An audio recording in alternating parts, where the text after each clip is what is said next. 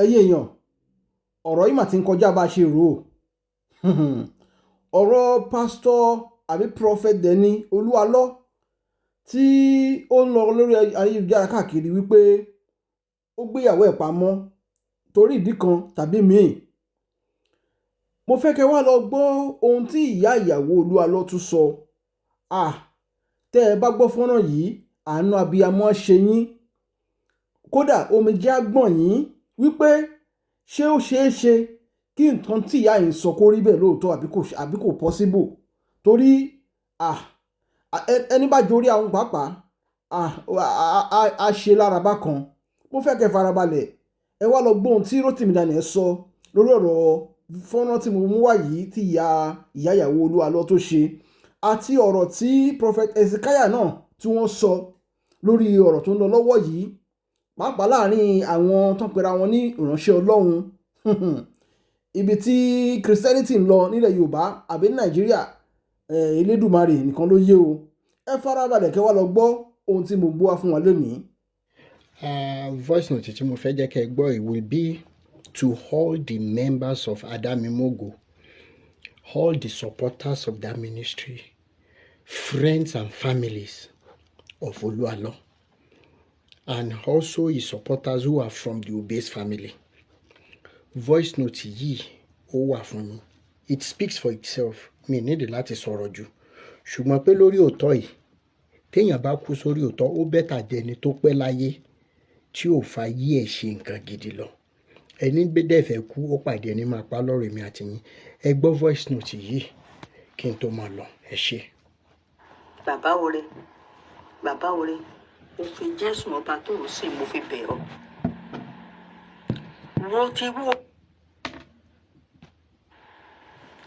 Wo ti wú orí mi. Mo fọlọ́run ọba tó dá ẹ̀bẹ̀ ẹ̀.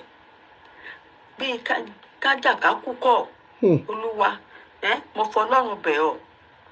Mo fọlọ́run bẹ̀ ẹ́, ro ti kú orí igi àgbélébù. Olúwa kó dáríjì mi, kó ṣàánú mi. Ro ti kú Jésù lórí igi àgbélébù. Kó ṣàánú mi, kó dáríjì mi, kó ràn mí lọ́wọ́. Olúwa, bá mi dáríjì Yẹ́mi sí àlọ́. Mi ò mọ̀ ká ní pé mo gbóhùn rẹ̀ báyìí ni màá mọ nǹkan tí màá sọ. Mi gbóhùn rẹ̀, mi rí, mi ìrọ́mọ̀ mi. Ó jọ̀ọ́, mo fọlọ́run bẹ̀ ọ́. Mo fi Jésù ọba tó dá ẹ tó ń sìn, mo fi bẹ̀ ọ́. Ro ti wú orí mi. Olúwa kó dáríjì mi, kó ṣàánú mi. Jọ̀ọ́, mo fọlọ́run bẹ̀ ọ́. Jọ̀ọ́, dáríjì mi. Jọ̀ọ́, dáríjì mi. Mi mọ nǹkan tí màá ṣe ni mo ṣe sọ fọ́rẹ́ ẹ̀. Jọ̀ọ́, mo fọlọ́run bẹ̀ ọ́. Mo fi Jésù ọba tó dá ẹ bẹ̀ ẹ́. Mo wá bẹ̀ ẹ́. O lé mi bí ẹni lẹ́jà. Mo tún lọ mo ṣe tún bẹ̀ nìyàn sí ọ. Mo fọlọ́run bẹ̀ ọ́. Jọ̀ọ́, mo fọlọ́run bẹ̀ ọ́. Ro ti wú orí mi, kó dáríjì mi, kó ṣàánú mi. Kó ṣàánú mi, ọjọ́ ti ń lọ. Ọjọ́ ti ń lọ. Ọjọ́ ti ń lọ lórí ayé mi. Jọ̀ọ́, mo fọlọ́run bẹ̀ ọ́. Jọ̀ọ́, mo fọlọ́run bẹ̀ ọ́. Jọ̀ọ́, mo fọlọ́run bẹ̀ ọ́. Jọ̀ọ́, mo fọlọ́run bẹ̀ ọ́. Mo fọ Olódùmarè ọba tó dá ẹ bẹ̀ ẹ́. Mo fi iṣẹ́ ìránṣẹ́ rẹ bẹ̀ ọ́. Mo fi bàbá àti ìyá rẹ bẹ̀ ọ́. Jọ̀ọ́, mo fọlọ́run bẹ̀ ọ́. Ṣàánú mi. Ṣàánú mi. Ṣàánú mi. Mo fẹ́ kó parí rẹ̀, kó jẹ́ kẹ́lí sọ̀rọ̀, kẹ́ bá sọ̀rọ̀, kẹ́ sì ṣàánú mi. Jọ̀ọ́, mo fọlọ́run bẹ̀ ọ́. Jọ̀ọ́ o. Wọn ní bẹ́ẹ̀ lẹ́bẹ̀ẹ́ burúkú. Òní ṣìṣe, òní ṣìnà, òní ṣìlẹ̀tẹ̀. Òní títẹlẹ̀ níbi tó gbé lójú. Olúwa á dìde ìrànlọ́wọ́ sínú ayé rẹ̀. Ayé òní rí ọ ní ọ̀sà. Olúwa, jọ̀ọ́, mo fọlọ́run bẹ̀ ọ́. Jọ̀ọ́ o, mo fọlọ́run bẹ̀ ọ́. Á dáa fún ọ, wà á dàgbà o. Ojú òní tì ẹ́ o. Wà á rí bá ti ṣe, wà á rọ̀nà gbégbá. Bàbá Ore, ṣàánú mi. Ṣàánú mi. Ro ti kú orí mi igi àgbélébù. Kó dáríjì mi, kó ṣàánú mi. Olúwa, ṣàánú mi o. Olúwa, ṣàánú mi. Alọ́ ṣàánú mi o. Alọ́ ṣàánú mi. Alọ́ ṣàánú mi. Ro ti wú orí mi. Olúwa, kó ṣàánú mi, kó mọ̀ pé ọjọ́ ti ń lọ lórí ayé mi. Jọ̀ọ́, mo fọlọ́run bẹ̀ ọ́. Jọ̀ọ́ o. Á dáa fún ọ, wà á dàgbà o. O ṣé o. Tọ́, gbogbo ẹ̀yin àgbà tẹ́ wà ní CAC náà lè fún wa ní òwe wípé bógún bá jẹ lọ ọgbọ̀n ń jẹ bọ̀. Pàṣán tán sì fi nà yálé ó ń bẹ lájà fún yàwó pé àṣélẹ̀ ló dẹ́wà kò sí àṣegbé. Bàbá ẹsẹ̀ Ọládélé, bàbá Ezekiah àti gbogbo ẹ̀yin jàǹkànjàǹkàn ní CAC tẹ́ ẹ ti ń dàgbà. Ohun Ìyá Ìjẹ̀ṣà lẹ gbọ́ yìí níbi tí wọ́n ti ń kúnlẹ̀ tán ń sunkún tí wọ́n ń bẹ Olú Alo pé àwọn fẹ́ rí ọmọ àwọn. Ìdí àkọ́kọ́ náà, ṣó yẹ kí ọ̀rọ̀ yìí kó tiẹ̀ di ohun tí ìjọba tàbí ilé ẹjọ́ ń dá sí, bó tiẹ̀ jẹ́ wípé kò sí option kankan mọ́ àti bẹ̀bẹ̀ tó. Ṣùgbọ́n lọ́wọ́lọ́wọ́ báyìí, ṣé ó já sí wípé gbogbo ẹ̀yin àgbà yìí lẹ́kàn wà níbẹ̀ tí ẹ lè bá Olú Alo sọ̀rọ̀? Ṣó já sí wípé gbogbo àwọn tó kù ní CAC tó jẹ́ ọmọ kéékèèké tí nǹkan kan bá ṣẹlẹ̀ sẹ́mi wọn tàbí tó ṣẹlẹ̀ sí ẹnì kankan nù wọn, ó túmọ̀ sí wípé kò sẹ́ni tí wọ́n lè fi ẹjọ́ sùn láti gẹ́ẹ̀tì ìdájọ́ tó péye láì ṣe pé ó láriwo. Another question lélẹ̀, ta ni Olú Alo ní CAC tó jókòó sórí gbogbo yín tó ń forí ara yín gbára yìí? Tó wá ṣe níṣe wípé àìní ẹ̀rí ọkàn, ìjẹkújẹ, wàhálà tẹníbàjẹ́ ó kàn mí, bámúbámú ni mo yó mi ìmọ̀ bóyá ebi ń pọmọ ẹnìkan kan. Gbogbo irú àwọn ìwà bàjẹ́ yìí ó wá jẹ́ kẹ́ ẹ mọ́ forí gbára yín. Ẹ lè fìmọ̀ ṣọ̀kan ní CAC wípé enough is enough. Ìpè Ayọ̀ Babalọ́lá máa dájọ́ fún yín o. Ọlọ́run òótọ́ tó wà, tí ìgbélẹ̀yìn alábòsí, tí ìgbélẹ̀yìn ìkà, tí ìgbélẹ̀yìn onírọ́, ẹ mọ̀ rántí pé ó wà o. Adákẹ́dájọ́ sì ni o. Béèyàn jẹ orí ahun, mo mọ iye ìgbà tí mo ti gbọ́ voice note yìí tí mo sunkún kí n tó play ẹ̀ síta lẹ́nu. Màá tún mọ̀ ju àwọn míì síta títí tí ọ̀rọ̀ yìí ò fi débi tó yẹ kó dé. Kì í ṣe gbogbo aṣọ là ń sá lọ́rùn. Ṣùgbọ́n tí n bá lè bẹ ẹ̀yin bàbá Ezekiah, bàbá ẹsẹ̀ Ọládélé, gbogbo yín pátá tẹ́ wà lókè, tá a bá lè bẹ̀ yín, tí àwọn abiyamọ ayé àtọ̀run bá lè bẹ̀ yín pé kẹ́ ẹ kànpá fún Olú Alo, kó gbọ́rọ̀ sí ìyá ìlẹ́dùn, kó má jẹ́ kí ìyá ẹ lọ bí àgbáre láì fojú kan mọ́ wọn. Béèyàn ní 20 ọmọ gan tí kan bá fòṣànlẹ̀ tó kú, yóò mọ̀ dùn ẹni yẹn jọjọ dọjọ́ alẹ́ ni. Yóò jẹ́ ọjọ́ ìbànújẹ́. A tó bọ̀ sí pé wọ́n lọ́mọ ẹni gan kú, ó tún wá sàn jọmọ ẹni nù lọ. Ṣé bẹ́ẹ̀ ṣe máa wo ọ̀rọ̀ ilé tẹ́ ẹ̀ ní sọ kankan síta? Àwọn ọmọ Nàìjíríà dẹ̀ ń wò. Awikoko ò ní sinmi lórí ọ̀rọ̀ yìí. Ó dìgbà náà, ire o. Ẹ káàárọ̀, ẹ káàsán, ẹ káalẹ́ níbi tí ẹ bá ti ń wò mí. Rótìmí Daniel yín náà ni Awikoko lójú ọlọ́rọ̀ tí bàbá ọlọ́rọ̀ bá gbọ́, kí ló fẹ́ fi mí ṣe ni. Ó ní fídíò bàbá Ezekiah kan tí mo fẹ́ sáré yànnàná nínú fọ́nrán yìí. Mo fẹ́ jẹ́ kẹ́ ẹ wo fídíò yìí. Màá wá padà wá sọ àwọn nǹkan kan. Wọ́n ní olódodo a máa láyà bí kìnìún. Mo fẹ́ sọ fún yín pé olódodo gan máa ń láyà ju kìnìún lọ ń gbà mí. Torí wípé nínú ijù, kìnìún gan máa ń sá fún àwọn ẹranko kọ̀ọ̀kan tó bá dojú ẹ̀ tán. Pàápàá jùlọ irú àwọn ejò tó máa ń ṣán wọn yẹn, kìnìún ó sá fún un.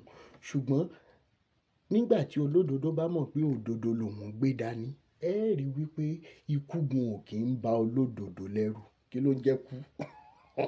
Nítorí ẹ̀ ńkọ́, èmi àtàwọn bàbá ẹ̀sẹ̀, ẹni fẹ́ kú pàdé ẹni máa pa. Ẹ wá jẹ́ kí ọkùnrin ó tàtọ̀rìn, kóbìnrin ó mọ tàtọ̀rìn, káwé tí ó lómi lẹ́yìn ẹsẹ̀ jura wọn lọ. Ẹ sáré wo fídíò bàbá Ezekiah, mò ń bọ̀ náà. Hallelujah. Hallelujah. Ṣé mọ́tò yìí? Let me not deceive you. Sẹ́gbọ̀. Will you listen to me? Ó lè ní gbogbo wa. We are all thieves. Àṣìṣe tó gbé àfún. We have not worked what he has called us for. Stealing by trick ni á. Fífọgbọ́n jalè. Fífi ọgbọ́n jalè. Stealing by trick. O ṣiṣẹ́ Olúwa pẹ̀lú ògùn. We have not labored for the Lord with our sweat. O ṣe. We have not done that. O gbọ́dọ̀ ṣe ń t'Olúwa wí. You must do what the Lord said. Ẹni ayé rẹ̀ ọ̀dá kì í jẹran. Anyone that his life is not good at all, you don't take meat. Àwa máa ń soge, a máa soge nínú gbèsè nínú ẹ̀sìn. We have láì lè ṣe bàbá ọmọ. Àwọn ọmọ wa wọ́n gbà pé wa gbọ́. Ìyàwó wa wọ́n gbà pé wa gbọ́. Àwọn ẹbí wa wọ́n gbà pé wa gbọ́. Torí tẹlifóònù wọn ò ní ìsinmi ilé ayé. Our family, our children, our wives, they are not but trusting our callings again because their telephones is not giving us rest again. Ọlọ́run ti kúrò lọ́dọ̀ wa. God has departed from us Torí ìṣe wa. because of our acts. Bá mi parí ìjà lálẹ́ yìí. Lord, reconcile with me tonight. Àwọn méjèèjì sókè. Raise your two hands. Ṣiṣẹ́ Olúwa o. You have not been working for God. Ṣiṣẹ́ Olúwa You o. are not doing it. Ṣe iṣẹ́ Olúwa. You have not been doing ṣe the work kẹ́ of God. làágùn. You have not been sweating on it. Oúnjẹ lẹ̀ ń jẹ ń bẹ̀. You are eating in that ministry. Tẹ́ ẹ bá ṣiṣẹ́ Olúwa. If you really work for the Lord, Yóò farahàn ní ìgboro. it will manifest all Yóò around. farahàn ní gbogbo region. It will manifest in all regions. Ẹ kàn fi sáńbọ̀dù àwọn bàbá wa ẹbí ń jalè ní. You are only using the signboard of our fathers. Iṣẹ́ tí bàbá náà to wá ṣe ẹbí ń jalè ní. You are doing this work of our fathers. Ẹ̀yin ò rí nǹkan kan ṣe kí ni àwọn ọmọ yín tí ń bọ̀ lẹ́yìn wọ́n lọ jogún. You have not done anything. What will the Ntọ́wọ́n next Akínyẹlé generation Babalọ́lá do? gbogbo wọn ṣe olùbánjọ tó ń gbàwẹ̀ fún tó ń ṣèṣọ́ òru fún ó lẹ́yìn ń jẹ ìyó. What our forebears have left Nígbà ẹ for. bá lọ tó kí làwọn ọmọ yín ó jẹ. When we might have gone, what will our next generation take? Kọ́mọ yà ọ́ lẹ́nu Don't be surprised pé that àwọn ọmọ rẹ yẹn wọ́n ti ń lọ sínú ọ̀run àpáàdì lójú ayé ẹ̀. that Torí kíìsì tó gbà yẹn kò ràn wọ́n lọ́wọ́. those children Wọ́n are. dá ayé rẹ mọ̀ bó ṣe rí. Náwó ẹ̀ sókè. Raise your hands. Bá mi parí ìjà lálẹ́ yìí. Lord, reconcile with me tonight. Bá mi parí ìjà lálẹ́ yìí. Reconcile with me tonight. Ẹ̀mí mímọ́ bá mi parí ìjà lálẹ́. Holy Spirit, reconcile with me Náwó tonight. ẹ̀ sókè. Raise your two hands. Parí ìjà pẹ̀lú mi lálẹ́. Reconcile with me tonight. Lónìí. Today. Ẹ bá mi parí ìjà. Reconcile with Ó me. yá!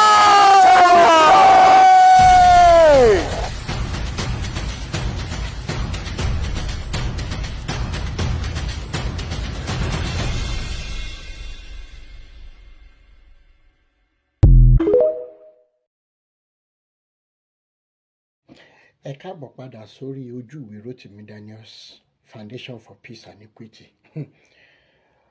Ẹ jẹ́ n kọ́kọ́ béèrè nǹkan kan. Ǹjẹ́ tó bá jẹ́ irú àwọn mẹ́sẹ̀gì yìí ni a rí nírú àsìkò yìí tàbí látẹ̀yìnwá nínú body of Christ, ìjẹ́rú àwa báyìí máa dìde? Ẹ kọ́kọ́ jẹ́ kí ìdáhùn sí ìbéèrè kó mọ̀ já yín fún jẹ. Ṣé gbọ́ mẹ́sẹ̀gì láàrin 3 minutes? Ṣé gbọ́n tí bàbá Ezekiah sọ tó mú orí wú? Tí wọ́n bá ń fún wa nírú mẹ́sẹ̀gì báyìí tí wọ́n kàn tún wá sọ lásán tí wọ́n ń wùwà ẹ̀ débi wípé wọ́n jẹ́ kí ẹ̀yin èèyàn olórí burúkú aṣèrè tẹ́ pera yín ní Christians, tí wọ́n jẹ́ kẹ́ ẹ mọ̀ ti àwọn gbọ̀ngbọ̀n wípé ẹni yẹn tí ò bá ti gbọ́ orí tó bá ti pray tí ò bá ti sọ nǹkan kan ó mì pé Ọlọ́run ò pé nìyẹn. Ṣé bẹ́yìn lẹ bá yé wọn jẹ́? Torí pé ń wá prayer wèrè káàkiri, a fẹ́ ṣiṣẹ́ à ń wá prayer kiri, àwa la bá yé àwọn bàbá ẹ̀ jẹ́. Àwọn náà dẹ̀ ń tira wọn gbọ̀ngbọ̀n. Tẹ́ bá gbèrú mẹ́sẹ̀gì báyìí sílẹ̀ tí oníkálukú mú jẹ pé wọ́n lọ́n wá ràn mí lọ́wọ́ nínú ọ́fíìsì mi tí mò ń lọ lẹ́nìí, mi gbúdọ̀ bá yé aláyé jẹ́, mi gbúdọ̀ sign paper tí ò yẹ kí n sign, mi gbúdọ̀ torí pé mò ń wá position kí n kó bẹ́ẹ̀ ni ẹlẹ́ni. Ṣé ayé máa rójú àbí ò ní rójú?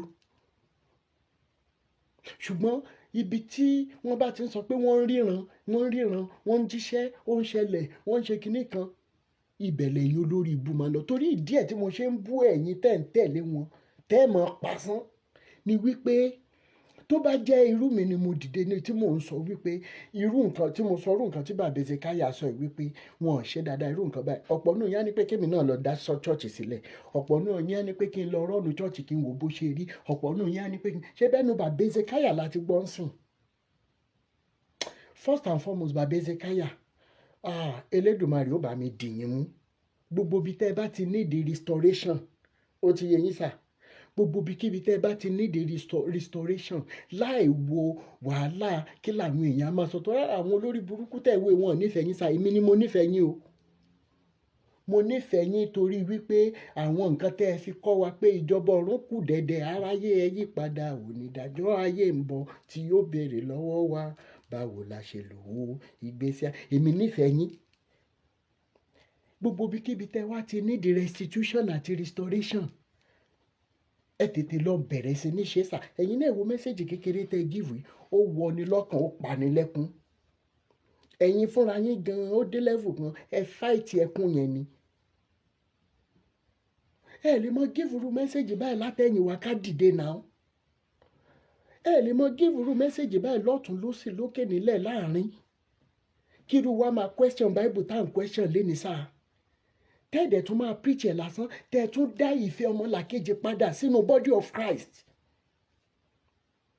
tẹ́ẹ̀ bá ń ṣe bẹ́ẹ̀ tí irú wa ìbá dìde ó yẹ kán gbé wa lọ fún psychological evaluation ṣùgbọ́n ẹ wo bẹ́ẹ̀ ṣe palanada.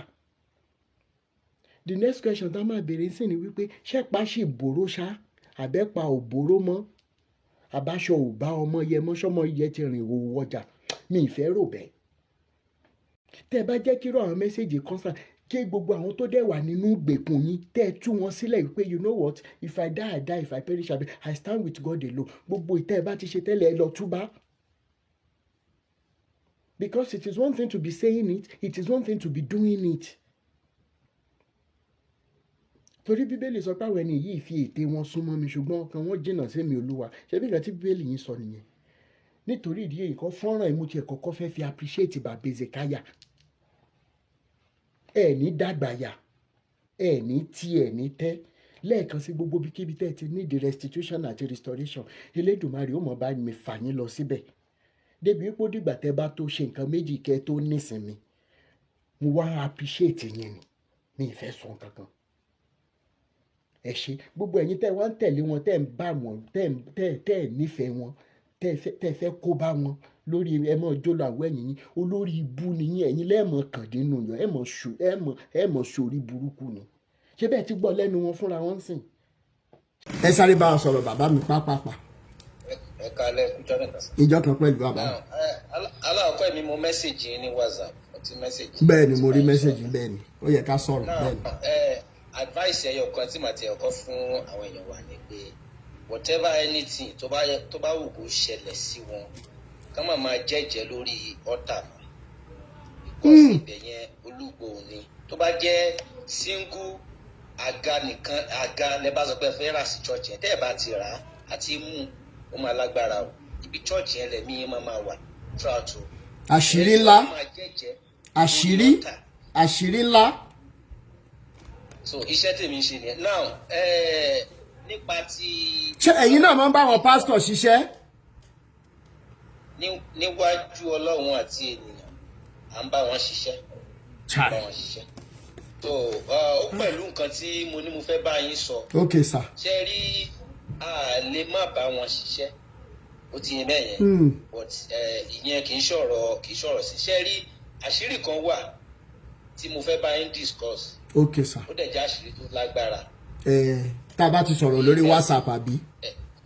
ẹ jọ̀ọ́ a máa sọ WhatsApp ṣe gbọ́ sà. èmi délé tá a bá ti parí live video sà. káwọn èèyàn wa máa jẹ́jẹ́ lórí ọ̀tà kọ́ tó bá ti jẹ́jẹ́ èèyàn mi á fi ọmọ ẹ̀ á fi dín o tí ò bá ti. torí wípé ẹ notice pé wọ́n máa ń ní pé kí wọ́n wá síwájú kí wọ́n wá sọ tán máa ṣe fÓlúwa.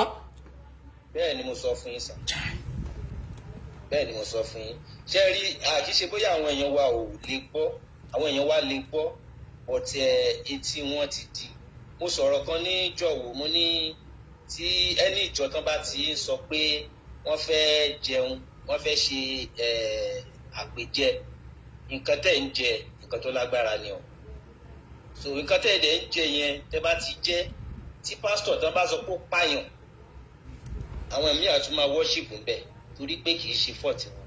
Wọ́n ti jẹ nǹkan tí ò yẹ kán jẹ mọ́ oúnjẹ, wọ́n ti jẹ mọ́ oúnjẹ. So wọ́n ti jẹ nǹkan tí ò yẹ kán jẹ, wọ́n ti jẹ mọ́ òróró.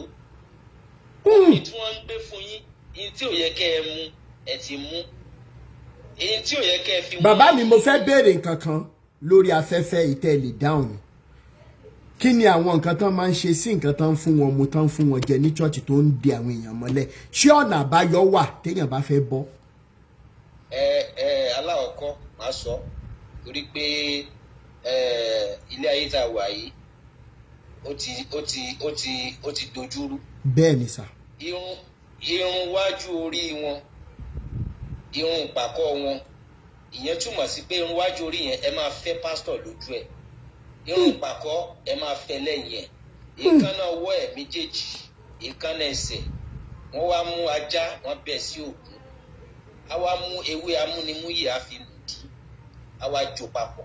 Kò sí o bá di ẹbu, kò sí ẹni tí ó bá jẹ, ó ti jẹ nǹkan tó máa sí. Gbogbo nǹkan tó bá ń ṣe ọ̀dọ̀ pásítọ̀ yẹn lọ́kàn ẹ̀ máa wà. Tí òfin tó wà ní UK, tó wà nílùú òyìnbó, gbogbo nǹkan tó ń jẹ tí wọ́n ti jẹ, wọ́n fún wọn ní nǹkan sòróró, wọ́n ṣe abẹ́dọ̀dọ̀ babaláwo gan ní ẹ̀yà sáré mọ́wọ́ yín wá, ẹ jẹ́ ń fún yín ní nǹkan tẹ́ máa tọ́lá, kẹ́kọ̀ọ́ tẹ́ kọ́ di ọkùnrin. Gbogbo nǹkan tó ń fún yín jẹ nìyẹn, wọ́n fẹ́ kí ọkàn yín wà ní ọ̀dọ̀ wọn. Gbogbo iṣẹ́ tẹ́ bá ń ṣe pátápátá àwọn lẹ́ máa fi sí. Kábíyèsí. Bẹ́ẹ̀ ni mo sọ fún yín. So ẹ jọ̀ọ́ ẹ̀yin èèyàn wa, ṣe rí aláwọ̀kọ́ àsọ pé kẹ́ ẹ má gbàdúrà. Wọ́n làdúrà ló ń gbàdúrà. Bàbá mi ẹ̀ tí ì sọ, ẹ dúró ná.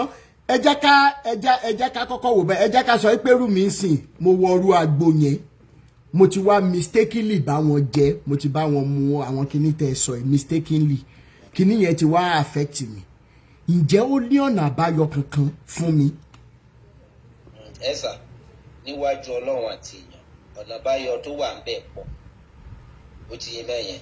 But wọn ò ní àwọn èèyàn wa, iye wọn ò ṣí. Tí iye wọn bá ṣí, ọ̀nà àbáyọ tó wà ń bẹ̀ simple. Tí iye wọn bá ṣí,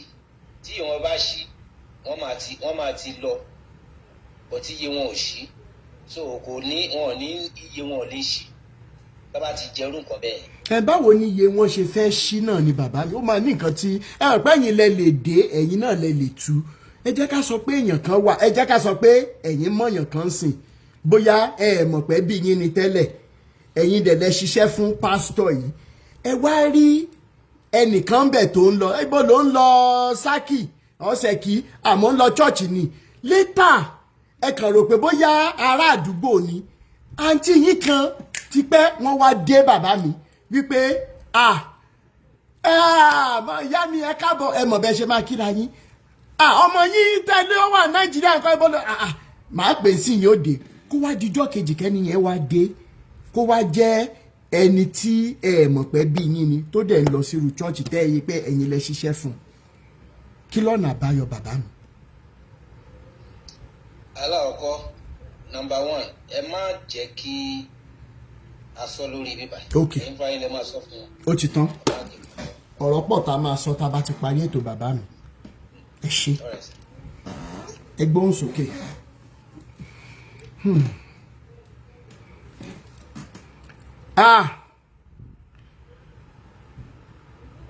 Ẹ ṣé bàbá mi, ẹ jẹ́ ká ẹ fi mẹ́sẹ̀jì lẹ̀ fún mi lórí WhatsApp ní ìsìn. Ṣé gbọ́? Ẹ kàn háì mi. Ṣé?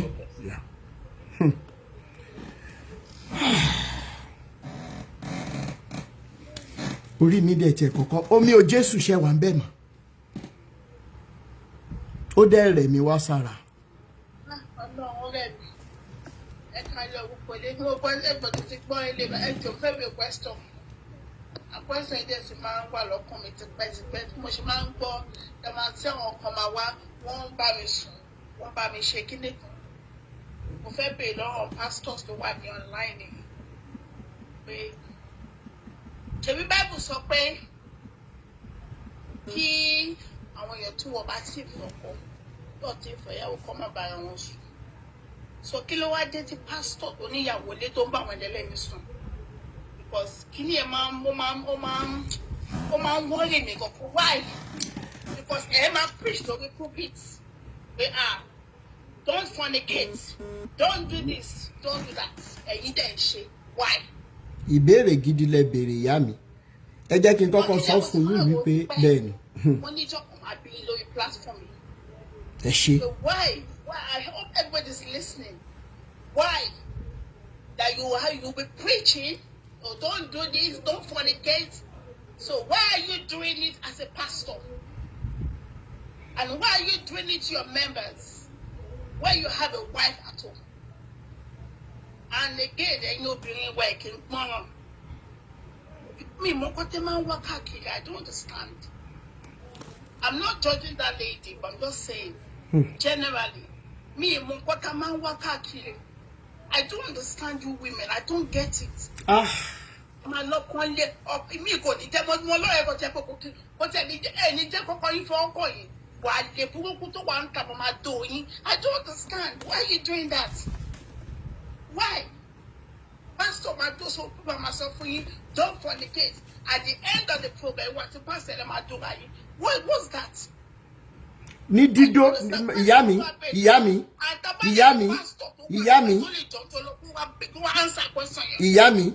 ní dídó gidi ni o, ní dídó tán máa délé tára máa ro wọ́n tán lè dáná fọ́kọ mọ́ ni o. Mama go one do ilé kí ló ṣẹlẹ̀? And you are a pastor. In fact, when I search the Bible lórí fóònù mi, Galatians 5:19 ló wà. Why the money come and ṣe ìwọ obìnrin tí ẹ̀kọ́ tí wọ́n 40, 45, pastor myself, don't do it. Títí tẹ̀lé o tí marry, pastor then double. I don't understand. Wọ́n tún ṣe é mi ìyá mi, wọ́n tún fi kíní yẹn control ilé ó lé, má jẹ́ kọ́kọ́ ẹ bá ẹ sùn. Priority mi, nítorí kọ́mọ̀ balẹ̀, wọ́n mọ ẹni kan tí kọ́mọ̀ balẹ̀ tó, wọ́n ti 46 kò sí marry kò ìbímọ. And it's such a shame, so painful. I don't want to fornicate, but pastor and fornicate. I don't want to double, pastor and double. I don't want to drink, your pastor is drinking. I want to bring up money, show what pastor and do by him, because we understand. At that age, come on, say that pastor support go double share. Come on, but pastor share now. What are you talking about?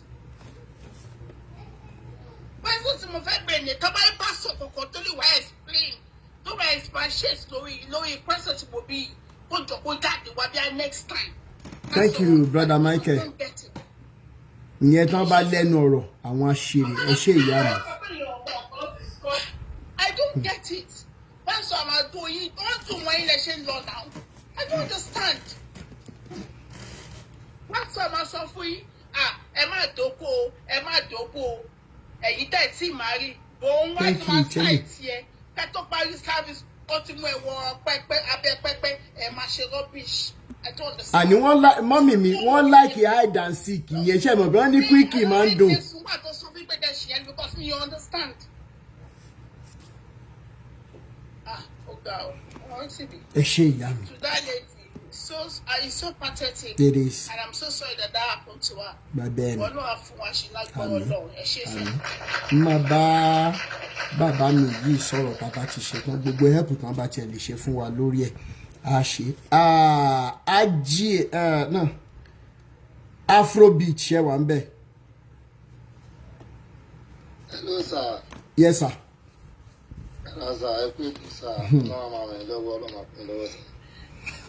Ara eré kí ni nǹkan tẹ́ táìpù ṣùkú di ẹ pápápá.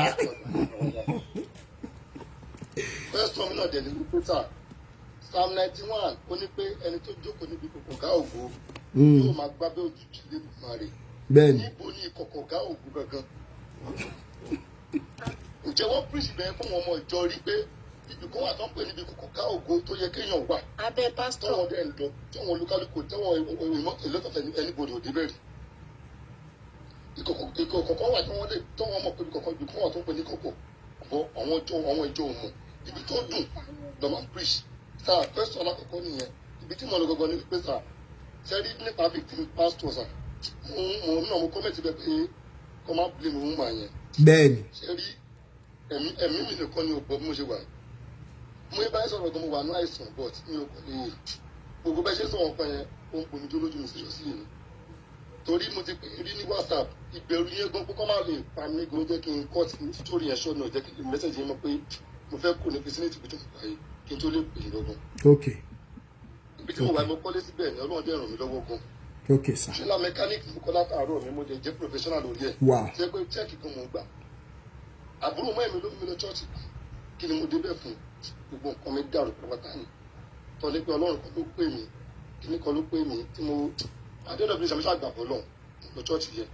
Wọ́n á dẹnu jẹ́ pé wọ́n ní kọ́ṣẹ́ kan kọ́ tọrọ tẹ̀rẹ̀ àánú ní chọ́ọ̀chì 10 naira tó kéré jù láti fi tọrọ àánú mo ti fi 100 naira àti 10 naira 10 naira yẹn pásítọ̀ ni mo tọrọ lọ́wọ́ pásítọ̀ tó wà ní chọ́ọ̀chì mo tọrọ lọ́wọ́ kí n tó lè fi ṣe tọrọ àánú yẹn.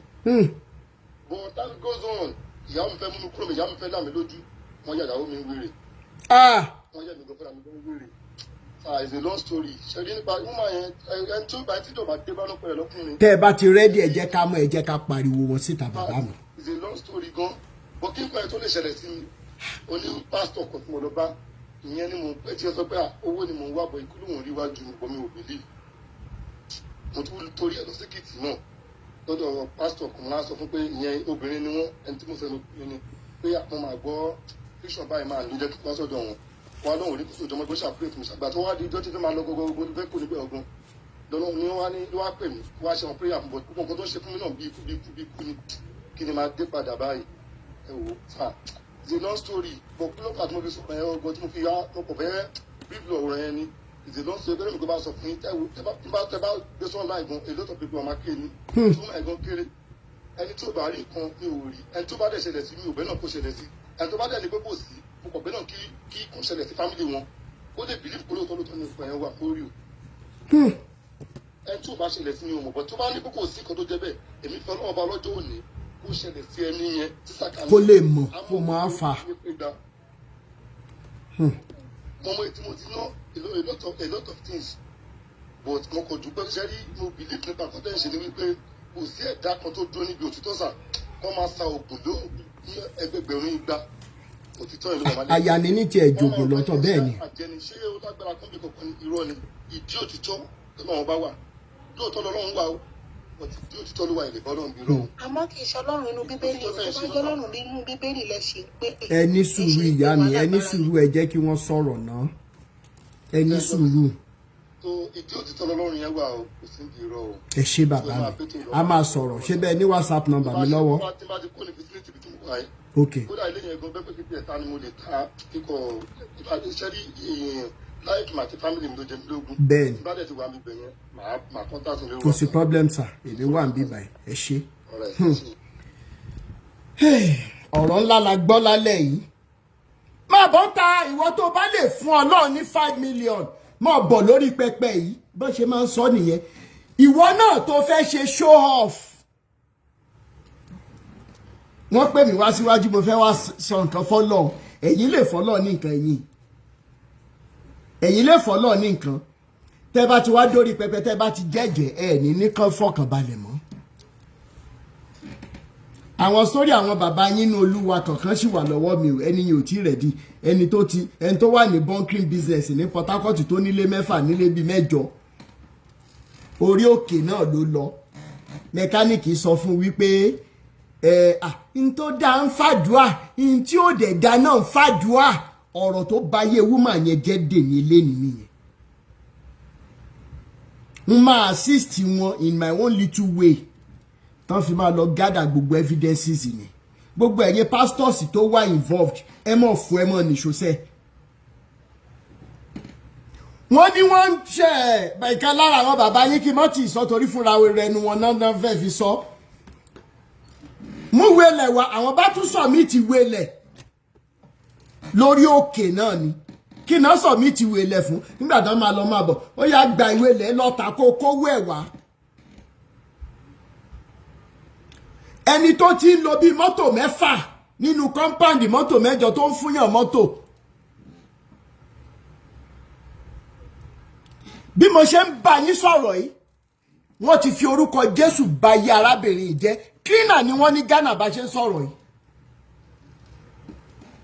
cleaner cleaning job kì í ṣe cleaning job pé mo ní company cleaning job o tí mọ tí Awikoko ń jà fún sẹ́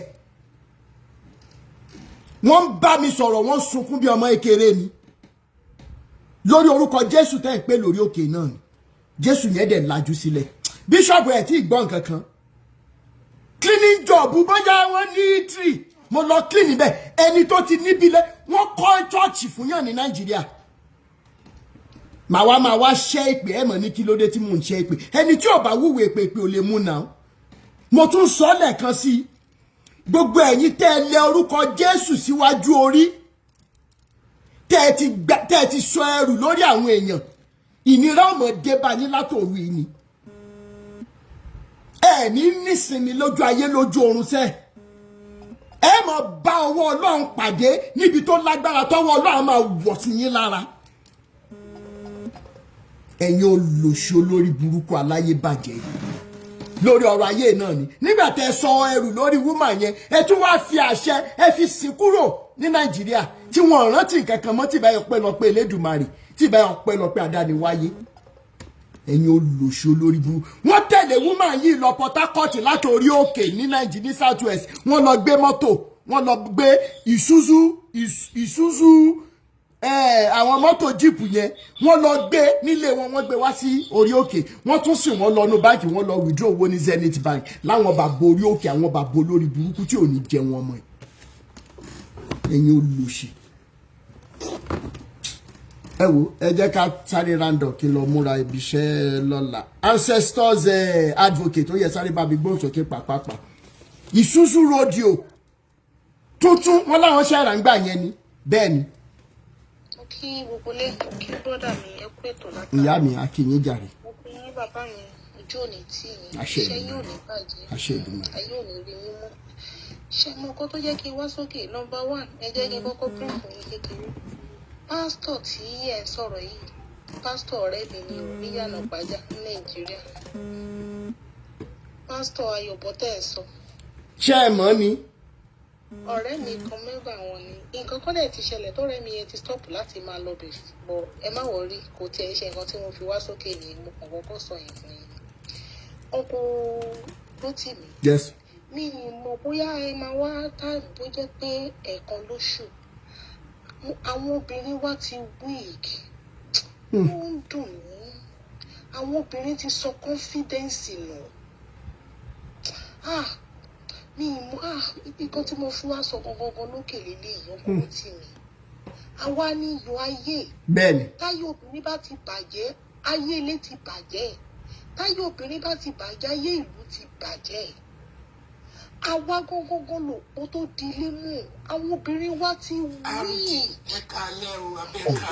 obìnrin ti sọ confidence náà àwọn obìnrin wa ò lè dá sọ̀rọ̀ wọn ò lè dá ronú wọn ò lè dá take action wọn ò lè dá take decision di àwọn.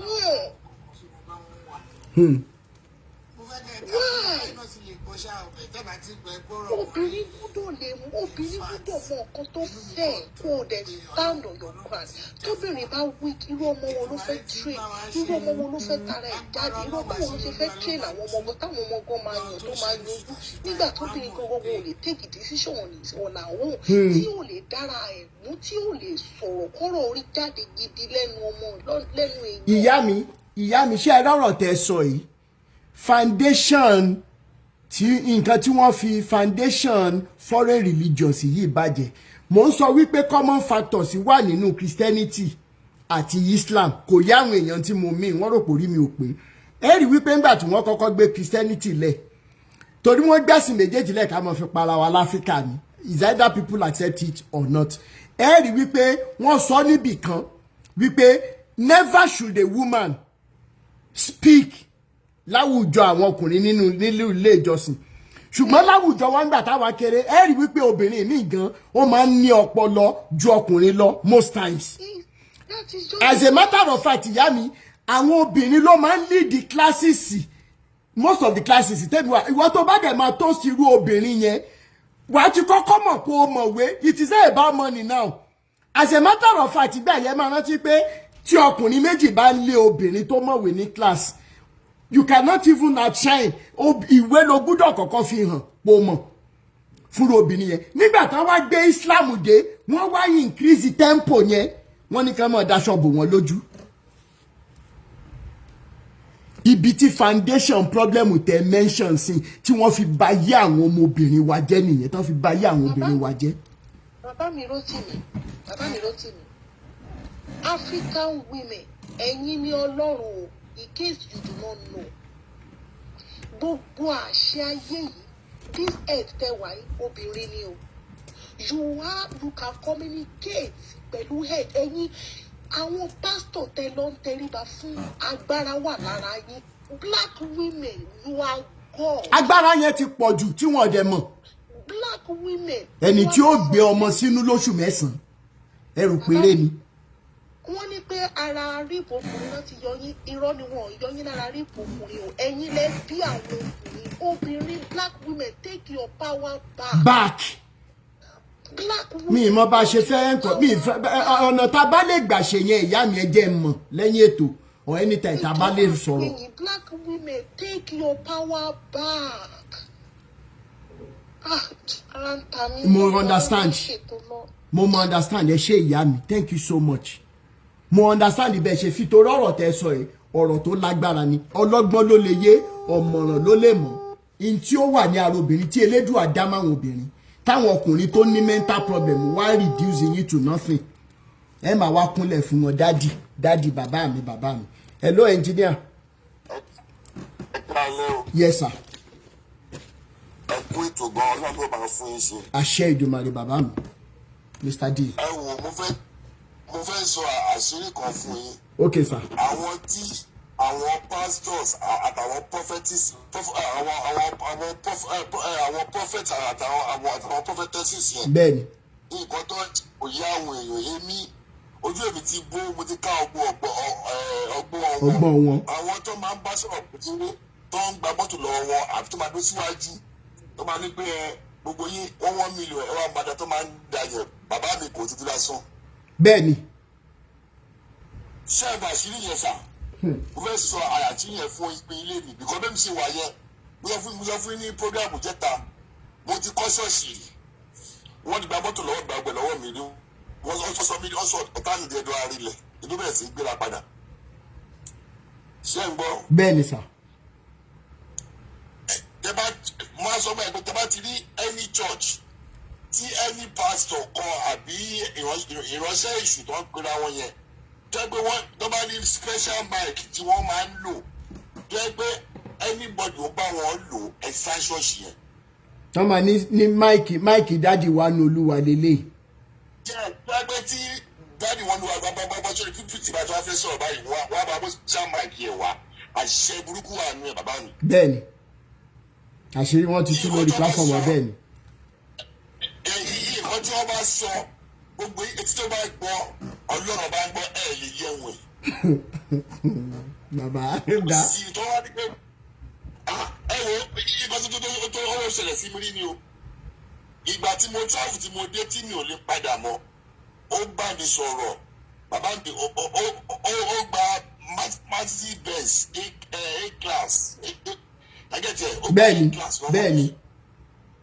Ajẹ́jẹ́ ó gba owó lọ́wọ́ mi ó tún gbowó visa ó gbowó processing gbogbo ẹ̀ ó gbà lọ́wọ́ mi ó sọ mí jẹ́ farilẹ̀ ó gbà mí gbẹ every tó fẹ́ ṣe ìsọ̀kalẹ̀ ẹ̀mí èmi máa ra màálù tó fẹ́ ṣe ìkórè èmi máa ra màálù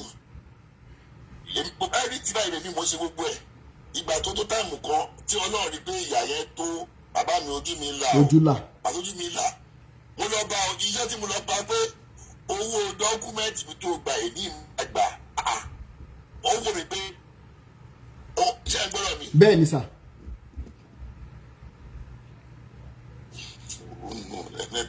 À ń gbọ́ yín.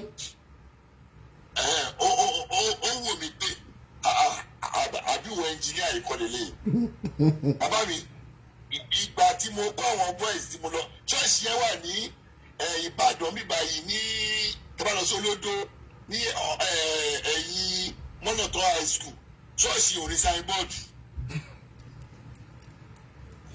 máàlù yẹn wọ́n ń pè ní wòlíì Ṣeun Elijah tí gbogbo owó gbóró ẹ táwọn kó bí ìwé báyìí ìgbà tí mo gbá ìsáàsì ẹ wọ́n ní pé dírẹ́dì ló ṣe tó pè ń dáadáa ọjọ́ tí mo ka mọ́ tí mo dáṣọ́ sí ẹ̀rú agi mo fi ní 500,000 gbà lọ́wọ́ mi nínú 3 million. chai pẹ́ẹ́ tí ẹ̀ ní 500 nìkan ṣé ọmọ kan máa ń nànà kù náà ni. bẹ́ẹ̀ni ìgbà tó bá ń lérí pé tí n bá tí n bá kó pé tí n bá gbà ọ̀fà wàhálà tí wọ́n bá gbọ́ pé mo ní lo 7 days mo ti lo 7 years lẹ́yìn ìgbà yẹn o. agídí because èmi lágídí èmi mo sọ ọmọ Ìbàdàn ọmọ ìyẹn gbogbo lè ní mo bá fa wàhálà sí gbogbo ẹ̀ bí ọ̀dà báyìí tí bá gbọ́tọ́ nínú ọkọ̀ báyìí ó máa sá fún mi ni bọ̀ mo sọ fún pé kò ní dáa fún ẹni tó bá pe ẹ̀ ní ìránṣẹ́ Olúwa tó lè pa èèyàn tó lè jiyàn. ẹ wo iye gbọ́dọ̀ gba abẹ́ lọ́wọ́ ènìyàn o ìyàwó mi ló mú lọ́bẹ̀ ó dó ìyàwó mi fẹ́ẹ́ dùn pa mo ní ìdá tọmọtọmọ ní mo ìṣẹ̀rí marry last year with my age. ìgbà tí mo wádìí nínú ọmọ mẹ́rin tí ìyàwó mi bò bí fún mi àṣírí kan tú ìgbà tí mo sún ẹ̀ sí court fún divorce àtọ́mà tó gbé tọ́lú pé kwáyé DNA test ó kó wọn sá lọ ni. mo ní oko dànù ojú ẹ wo bí mo ṣe wà yìí ojú mi ti rí tí ẹ bá wá sítájà tí táwa bá ṣe fàájà tábà process bá jáde bá rí wòlíì kan wà látara ìmúlẹ̀ sí àdábẹ́ orí ẹ̀ bí mo ṣe yé tiwọn tó. ẹgbẹ́ olóṣooṣù ìgbà ńlá ni wọ́n mọ̀ mí wọ́n máa ń lálẹ́ wọn ni ó bá dé fìlà kó ga dọ́rùn máa lálẹ́ ẹni bàbá kò ní da fún ẹ tó o bá lè pa mí sí ò ní kúre. mindset tèmi náà ní pẹ̀lú wọn nìyẹn sà tẹ́ ẹ bá ti lè pa mí ẹ pa mí tẹ́ ẹ bá pa mí tẹ́ ẹ jẹ mí tẹ́ ẹ bá lè jẹ mí àwọn olùṣe olórí burúkú. wọ́n ní pé wọn máa ń pè mí pé ẹ̀fẹ̀ jíjà ẹlẹ́ o èṣèṣù ti wọnú ẹ̀.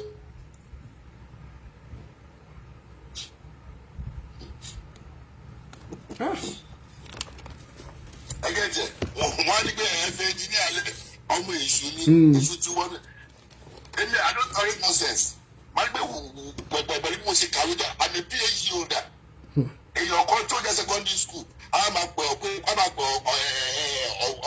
pè mí lọ́bọ̀. ẹ ṣe bàbá mi ojú wa ti là á máa jàjà ẹ lájàyè bàbá mi ẹnjìníà á máa jà lájàyè ẹ ṣe bàbá mi thank you so much sir. Yeah. mo fẹ́ sáré play ẹ jẹ́ ń jẹ́ kẹ́ ṣe tán ná 2 minutes báyìí àwa mẹ́ta prophet testimony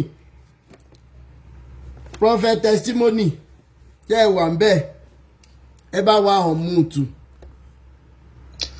àbá ẹ kú iṣẹ́ ẹ ṣe bàbá mi yes sir. mo kàn fẹ́ kọ́mẹ́ǹtì ẹ mọ̀ pé tẹ́ bá wọlé péjì mi bẹ́ẹ̀ ni sir. most of your clip èmi máa ń post yẹ. ok sir ẹ ṣe sir. bàbá ọ̀rọ̀ kan tí mo kàn fẹ́ sọ òun ni wípé ìjà tẹ́ ń jà yìí gbogbo ènìyàn lẹ́ ń jà fún. bẹ́ẹ̀ ni àtàwọn ọmọ wa. mi ò sọ nípa religion mo kàn fẹ́ rọ̀ yín bàbá orí òtítọ́ yẹn ni kẹ́ ẹ dúró lé. bẹ́ẹ̀ ni o. orí òtítọ́. bẹ́ẹ̀ ni. that is just only what I want to say. ẹ ṣe bàbá mi ọlọ́run àwọn pẹ̀lú yín o. thank you so much. ajá pápápá ajá ṣe wà ń bẹ̀ ajá the Viking ṣe wà ń bẹ̀ ọ̀dà Mide ṣe wà ń bẹ̀ Mide ṣe wà ń bẹ̀. mo wà ń bí ẹ kúrò lẹ́sàn. ẹ kúrò lẹ́ ìyá mi dáadáa. mo kí gbogbo ilé ẹkú àtàárọ̀ ọlọ́run á máa fún yín ṣe bọ́lá Rótìmí. àmín. ipá ò ní kàn yín. àmín. àbọ̀lọ́run á dájú lórí yín. àmín.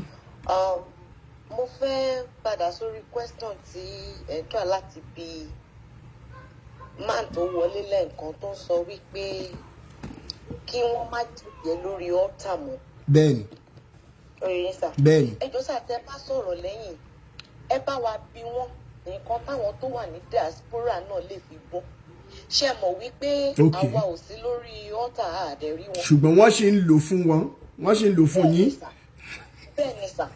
àwọn náà wà bíbà wọ́n ń gbọ́ wa wọ́n á ti kọ́lẹ̀ bàbá ẹ̀gìn ẹ bá ń kọ question yẹn lẹ̀ a máa sọ mọ́rọ̀ ẹ jọ a fẹ́ gbà àwọn èèyàn wa lágbàtàn ó dẹ̀ ní tí máa sọ fẹ́ yìí oníṣẹ̀ṣe. tí wọ́n náà lè fi tó bá sí lórí ọ́tà those ones tí bàbá yẹn sọ àwọn tó wà lórí ọ̀tà tó ń ṣe program that they can see àwọn nìyẹn. What of those ones tó wà ní diaspora tí wọn táàrí nǹkankan? So yes sir, and like people have been saying before, honestly we can have a personal relationship with God. Ben. Tí Ọlọ́run dẹ̀ máa reveal some things fún wa. Like the other woman said, we've been lazy, honestly. But àmọ́ Ọlọ́run kò jọ kó má jẹ́ kí pìtìpìtì ayé báyàn. But gbogbo tó ń fa pìtìpìtì tó mú wa lọ bá wa, tó mú wa lọ bá àwọn pásítọ̀ ìránṣẹ́ èṣù tó ti jọkàn èèyàn tí wọn ò nífẹ̀ẹ́ èèyàn mọ́. Ọlọ́run àjọ á fà wá padà. Meanwhile, gbogbo gathering wọn yẹn náà kò sí ìfẹ́ o. We don't love ourselves. Everything is hatred. But bọ̀rọ̀ Rótìmí bẹ́ẹ̀ ṣe bẹ̀rẹ̀. Kò ní sọ yín kò ní rẹ̀yìn. Àwọn tó wọ́n máa túbọ̀ gbé dìde láti ràn yín lọ́wọ́, láti gbéṣẹ́ ìdélẹ̀. I'm one of them too. I'm still going to say hi to you lórí WhatsApp. Yes, I will do that. Okay. So bàbá ṣe máa ṣe ibi téèyàn bá máa fi token náà sí. We can be doing that to help you out. Èmi náà ti rí pastor tó wá inbox mi o. Ọlọ́run òun sọ wípé kémi jẹ́ alága wàláì láti bí over 2 months mi ò ṣí text message yẹn di. Ẹgbàm blocking. Kí n wá ra màálù tó máa jẹ. Ìwọ tó mọ bí mo ṣe ń live níbi tí mo wà tó mọ bóyá ipá wà bí ipá òsì. And you said your God, that your God that said I should bring money, did that your God see what I'm going through? So sir, Ọlọ́run àtúbọ̀ láìpẹ́ ìtàwá tó kù. Bẹ́ẹ̀ ni, àtúbọ̀ làwa lójúbọ ẹjọ́ sẹ́yìn má gbàgbé question mi. Tẹ́ bá ti bẹ́ẹ̀ ni ẹ sọ̀rọ̀ privately. Lórí àwọn tó wà ní diaspora bá ṣe máa preach fún wọn tẹ́tí àwọn náà máa ṣí pé. Táwọn people bá ti ń bá yín sọ̀rọ̀ irọ́ ni o, ẹjọ́ sẹ́yìn bá wa béèrè. Ẹ kú iṣẹ́ sà o, Ọlọ́run àtúbọ̀ fún yín ṣe. That's what I have to contribute. Ẹnìkan ní kí n wà careful about àwọn tó ń fún mi ní solution. Wọ́n ò fún mi ní solution, wọ́n fún wa ní information ni. Kì í kú ṣe pé bóyá mo há sọ́wọ́ pastor tí ó gbà mí báyìí. Àyà tó bá ní kí n wá gba nǹkan lé wà láì máa kí ìyàwó ẹ̀ mọ́lẹ̀. Pastor èmi wọ́n ti jẹ́ tán lọ́dọ̀ mi. Agídí bògùn jẹ́sẹ́. Agídí ba ògùn jẹ́. Màá lọ mọ́ gun ẹṣin dóye èèyàn. Yóò wá fẹ́ gun ewúrẹ́ wá dóyà mi mọ́lé kò jọ mọ́. Ayé ìgbà tí ìyá mi ṣe wàhálà tí mò ń fún Adébóyè ní 1,200 lóṣooṣù ti kọjá. Ó ti kọjá ẹ gbàgbé bó ṣe happen tó ní ẹ bá ń gbọ́n sókè sà ọmọ. Ayé ìgbà ẹ ti kọjá kò jẹ mí mọ́ kò ṣiṣẹ́ mọ́. Ìyá mi ṣe wàhálà mi lè fún ní 1,200 yẹn kájẹ̀ fi mu mineral àti gálà. Màmá wa ṣe national màmá bẹ̀rù pé Adébóyè gbúdọ̀ gba 1,200 lọ́wọ́ mi. Àwọn ọmọ tí ẹ̀ ń gun private jet káàkiri ìyá tèmi ń ná sanra káàkiri. Tóyìn ó yá bàbá ẹ̀jẹ̀ sáré sọ̀rọ̀ jàre. Ẹ ṣé gan sà. Yes sir. Fún àǹfààní àwọn tí ó yẹ kó gbọ́ ọ̀rọ̀ yẹn gẹ́gẹ́ bí ìyá yẹn ṣe sọ ní. Bẹ́ẹ̀ni. Bọ̀dá Rótìmí. Yes sir. Nígbà tẹ́yìn máa já irú oògùn wo lẹ lò tẹ́ fi já. Èyí tí ẹ wá lóògùn kankan. Humanity ni mo fi já lọ́wọ́ Adébóyè. Ọkàn gidi, ọkàn fọmọ lọ́àdọ́ ọmọ làkejì. Wọ́n ní ìjọ tí wèrè bá ti mọ̀ pé wèrè lòun. Ìjọ yẹn ni ó ti bọ́. Ní tí àwọn èèyàn wa máa ṣe ni pé ẹ bá wa máa share fídíò wọ̀nyẹn sí àwọn èèyàn. Àwọn èèyàn máa ní ìgboyà láti bẹ̀ bẹ́ẹ̀ ni. Kò sí oògùn kankan tó lè tú anybody sílẹ̀, kò sí kankan tá a lè ní kẹ́ ẹ lò. But ìjọ tẹ́ bá ti gbọ́n pé wèrè níyín, ìjọ yẹn lẹ ti bọ́ lọ́wọ́ wọn. Ó ti mẹ́yẹn. So ibi tí ẹ ti máa mọ̀ àwọn pastor, a sọ pé kò sí pastor, but in tí everybody fẹ́ jẹ, include babaláwo, include àfà, in tí everybody fẹ́ jẹ, everybody wá káàkiri. Inú ara wa ní ká mọ̀. Bíbélì tẹ́ gbé dání yẹn, ó sọ fún yín pé àgọ́ ara yín gangan òní tẹ́bìlì Ọlọ́run. So ó ní ẹ̀kan, èmi ó sì ṣílẹ̀kùn fún yín. Kò ní kẹ́ ẹ lọ báyàn pé kó bá yín béèrè. Kò ní kẹ́ ẹ lọ báyàn kó bá yín kàn. So ẹ̀yin fún ara yín, ẹ lè gbàdúrà nínú ilé yín kí ó jẹ́ fún yín. Bí màdámù yẹn ṣe sọ̀rọ̀ lẹ́kan, àwọn obìnrin náà ni wọ́n kó sí nínú. Obìnrin ló máa ń mú ọkọ ẹ̀ lọ sí church. láti lọ sórí ibú sí church tẹ́ ẹ lè mú ọkọ yín lọ oríire ṣe ń bẹ̀ wọ́n máa gbà yín gbẹ ni wọ́n máa gbà yín gbẹ ni. Mo ní pásítọ̀ kan ó máa ń wá sí Òwúkọ̀ràn ló máa ń dé sí mo fi orúkọ bò láṣìírí gbogbo wa mọ̀ ẹ ṣe máa sọ̀rọ̀ wọn bí báyìí fine girl tó clean pátápátá ló máa ń gbé wá. Tí a bá fẹ́ ṣe program a máa ń pàdé níbi ọ̀dọ̀ ọ̀gá wa kan tó máa ń ṣe program tó máa ń polówó wọn gan. ṣé pásọ̀ lẹ́yìn náà ń gbà yẹn ni. Rárá àwa náà máa ń ṣe ewé àtìkù sọ́nà wa lọ ń ṣe jíǹkù ní kínní tó tá bá ti wà ń bẹ àjọ máa ń sọ̀rọ̀ ibẹ̀ láti máa introduce ara wa síra ẹnìyẹn máa introduce wa sí wọn pé a lè bá wọn ṣe nǹkan báyìí a lè bá wọn ṣe nǹkan báyìí. So tí pásítọ̀ yẹn bá ti tán bá ti ń ṣe tẹ́nìyẹn bá ti bá wọn ṣe jíǹkù wọ́n máa sọ fẹ́nìyẹn pé ó jẹ́ bá mi pariwo dáadáa etí àwọn èèyàn wa máa dì ṣé màá wá fi 5 million pé Tọ́pẹ́ Àlàbí ṣé mi ní rí owó mi padà ni. Etí àwọn èèyàn wa dì so etí yín dì gbogbo yín tẹ́ ń gbéra yín sánlẹ̀ tẹ́ ń gbéra yín jùmọ́lẹ̀ nínú ní Tọ́pẹ́ Àlàbí bá ń kọrin tẹ́ ẹ ti wọnú ẹ̀mí lọ ó ti gbowó iṣẹ́ ẹ̀ kò sí iṣẹ́ ìyanu kankan tó ń bọ̀ wá ṣe. Ẹ jọ̀ọ́ ẹ jẹ́ kí ẹ má bá wa share fídíò yẹn sáwọn èèyàn wa kò sí mírèkù kankan bí. ẹ jẹ́ mọ́ bá wa share fídíò wa bẹ́ẹ̀ tí ẹ fẹ́ràn wa ẹ fẹ́ràn àwọn ẹbí yín tá à ń fẹ́ gbà lẹ́ẹ̀ báyìí. ẹ̀kọ́ tó bá ti nífẹ̀ẹ́ àwọn aráalé ẹ share fídíò sí ẹ ṣé bàbá mi. tó bá wà nínú ilé ẹ wàá rí àánú gbà nígbà tí kòró wà ń ta tí àwọn èèyàn lọ church ṣé àwọn èèyàn bímọ ṣé àwọn èèyàn ra mọ́tò ṣẹṣẹ ìyanu ò ṣẹlẹ̀ nígbà tí ilé ń jó nínú ilé kan tí ilé ń jó nínú ilé kan téèyàn kan wá tún pe fáyà tó tún fèdè fọ ṣé o lè paná kò lè paná. wọ́n ti sàwọn èèyàn di wèrè tí gbòòrò ọjọ́ ti pẹ́ o. wọ́n ti sàwọn èèyàn di wèrè ní tẹ́ bá lọ sí redeem tẹ́ bá lọ camp redeem tẹ́ bá lọ fún prayer ní camp tún san owó pé ẹ fẹ́ gba rúùmù láti ṣe prayer ṣó yẹ kó rí bẹ́ẹ̀ nínú camp. ọ̀dọ̀ àwọn Olú Alo àǹkó Táíwò Òjó gbogbo wọn ń kọ́ ṣebí the same thing ni. kí ni ìyàtọ̀ ẹ ní Ọlọ́run òjijì ń bẹ̀ yẹn san owó ìsọ̀ pé ẹ fẹ́ tajà fáwọn tó fẹ́ wá gbàdúrà tún san owó ìsọ̀ wọ́n tún gbowó sọ̀ lọ́wọ́ yìí. ìyẹn Epafras àbí. Epafras nígbà tó bá gbowó gbọ́múlé láńtà tí pásítọ̀ kan ní kó wá kó yọ̀dá mẹ́wàá kúrò ń bẹ̀ kó lè bá a rí owó yẹn fi ṣe nǹkan rere is it not wicked ṣé kò weekend ṣé kò ṣe yẹn burúkú. so bọ̀dá ló tì mí ẹ má jẹ́ gbà kókò yìí tí mo fẹ́ bá yín sọ yẹn wà very very important. kò sí wàhálà tí n bá ti ṣe tán mo fẹ́ round up náà sìn ẹ ṣe. ẹ jẹ́ àṣẹ báyìí inú mi dùn wípé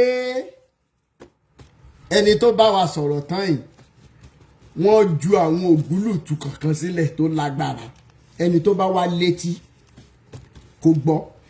In the first place a lè pariwo jù báyìí lọ more than 90% àwọn ibi tó ń pè ní church yẹn